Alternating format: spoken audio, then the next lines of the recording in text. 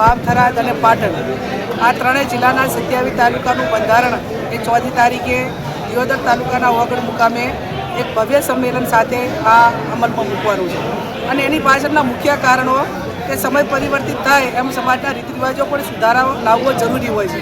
પહેલાં સાદગીથી લગ્ન થતા એટલે ખર્ચા ઓછા હતા, સોશિયલ મીડિયાનું માધ્યમ નહોતું એટલે એની દેખાદેખી નથી થતી। આજે દેખાદેખી થઈ રહી છે ત્યારે ગરીબ વર્ગ હોય, મજૂર વર્ગ હોય અને સુખી સમાજ હોય, આ ત્રણેયની ધરી એક થાય અને એમાં સમરસતા આવે અને એટલા માટે કરીને આ સમાજના બંધારણ માટે બધા ભેગા થવાના છે। એની મિટિંગ આજે આ પાટણ જિલ્લાની રાખી છે।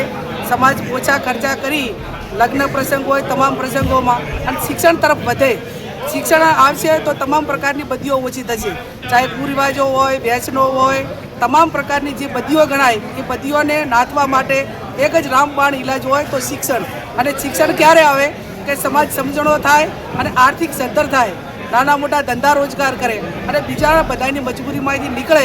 એટલા માટે કરીને આ સમાજના સર્વપક્ષીય, આમાં કોઈ પક્ષાપક્ષી કોઈની નથી, તમામ સમાજના જે આગેવાનો છે એ ઠાકોર સમાજના તમામ પક્ષના આગેવાનો એક મંચ ઉપર આવી અને આ સમાજને માર્ગદર્શન આપવાનું સારું થશે। બધા મોટા મોટા આંકડા આપતા હતા પણ એના કરતાં હું માનું છું ત્યાં સુધી સીમિત આગેવાનો દરેક ગામમાંથી 50, 100, 150, 200 આગેવાનો બોલાયા છે અને હું માનું ત્યાં સુધી 40-50 હજાર એ આગેવાનો ત્યાં ભેગા થશે અને સાધુ સંતો, સમાજના બધા બુદ્ધિજીવી વર્ગ અને એને લગતા જે વિવિધ સંગઠનો છે આ તમામ હાજર રહીને એને બાજી આપશે। બંધારણના મુખ્ય શું મુદ્દા રહેશે?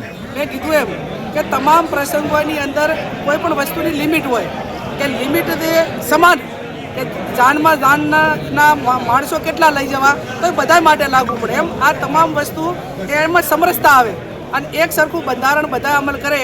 એના માટે કરીને એ દિવસે અગાઉ કીધું એમ કે સગાઈનો ખર્ચો હોય, લગ્નનો હોય, જન્મદિવસની ઉજવણી હોય, આ તમામ સાદગી પૂર્ણ થાય અને આ બચત છે શિક્ષણમાં લગાવે, આ મુખ્ય ઉદ્દેશ છે।